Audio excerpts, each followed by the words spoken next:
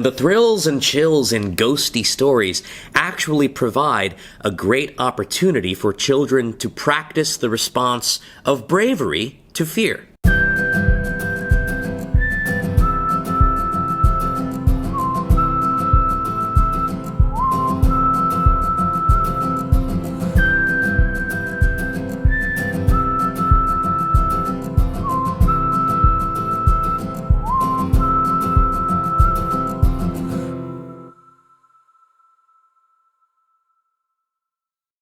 Boogie, boogie, boogie.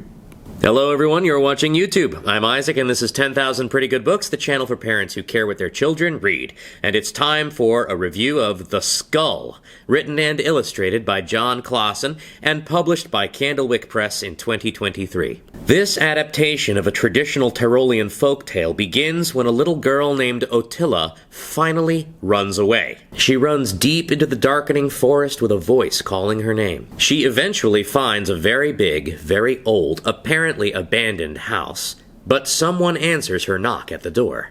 That someone is a skull. The skull agrees to let Ottila come in if she will promise to carry him around. He shows her around the house, the fireplace room, the garden room where pears grow, a room with the skull's collection of authentic Austrian masks, and then a dungeon with a bottomless pit and a tower balcony with a very low rampart wall. Foreshadowing. After a little conversation, the skull says there is one more big room he has not shown Ottila, and he shows her the ballroom, where he and Ottila dance until dark. That evening, the skull invites Ottila to stay the night, but also confides in her that there is a headless skeleton who comes to the house and chases the skull. The skeleton comes every night. Ottila and the skull go to sleep, but in the middle of the night, the headless skeleton enters the bedroom and tries to grab the skull. Ottila protects the skull, evades the skeleton, and runs for the door. With the skeleton in pursuit, Ottila heads up the tower stairs where she sets her ambush and pushes the skeleton over the low rampart wall. She tucks the skull back in bed, goes outside, gathers up the fallen bones, smashes each bone carefully to bits, and then burns them to ashes while she sips her tea. And then she drops the ashes of the bones in a bucket down the bottomless pit in the dungeon. In the morning, Ottila and the skull have breakfast and go for a walk. Before I get to my commentary, please take a moment to like this video and subscribe to the channel. Help me feed my kids? They can't eat books no matter how pretty good they are. Okay, back to the review. No, I have not gone out of my mind.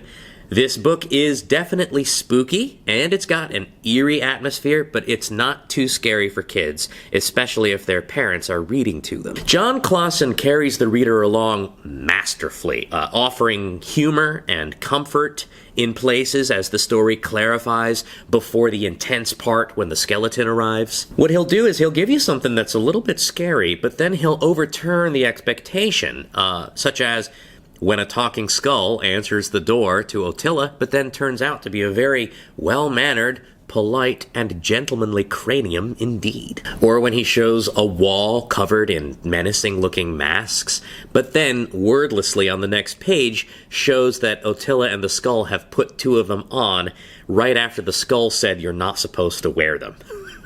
A lot of kids have a far keener sense of the humor of incongruity than adults give them credit for, and they love this playful stuff. And there's a lot of it. If you've read Jon Klassen's other books, you will recognize the wry humor throughout the whole book. Somehow there's also a lot of warmth, with the friendship between Ottila and the skull actually managing to be kind of adorable. When it comes right down to it, this is a story about a heroic little girl who protects her new friend from a fear that she understands deeply. Man, it's so entertaining. Let's look at the second best picture in this book. This one might actually be more like the third or the fourth best, but every other one that I could pick gave a little too much away. So I picked this one because it's a good representative of the overall vibe of the book, which is a delightful blend of cozy and creepy. In this picture, Ottila is carrying the skull while he shows her around the house. Hilariously, the skull introduces this room by saying, "I come here to drink tea by the fire in the evenings." And when Ottila asks, "You can make tea?" the skull says, "No, not anymore." And when she asks, "Can you make a fire?" The skull just says, "No." Which is another wonderful example of Klassen's deadpan humor. There are more intense pictures later, but Attila here just looks quite self-assured as she holds this skull and inspects a rather eerie and barren room. I also like that this room later on is the setting of Attila's conversation with the skull, which is about something that scares the skull, but also shows us their deepening friendship. Klassen's classic muted tones are wonderful here, and somehow both comforting and spooky. His art throughout is just incredible, but maybe especially his rendering of apricot peachy sunset and sunrise light through the forest trees. This book is so good.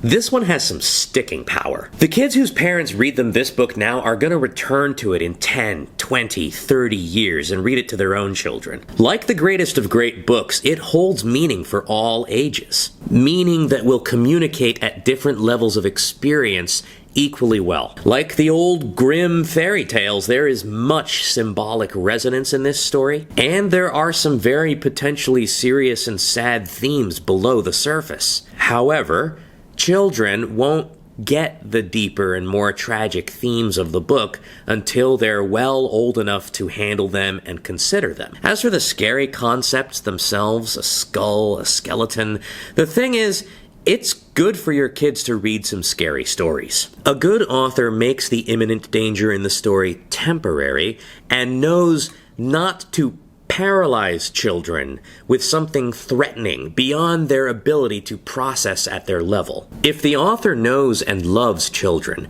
and does not aim merely to horrify or disturb them, then the thrills and chills in ghosty stories actually provide a great opportunity for children to practice the response of bravery to fear. This is super healthy. We don't want children to have to practice being brave in response to actual threats in their real life. And yet we also want to raise sturdy kids who possess courage. And courage, like other virtues, is a habit, and habits take practice. Don't be taken in by the sentimental spirit of our age and only give your kids books full of nice feelings and nostalgic abstractions and celebrations of the cute and the cuddly. Give them something with fire and bones and a bottomless pit.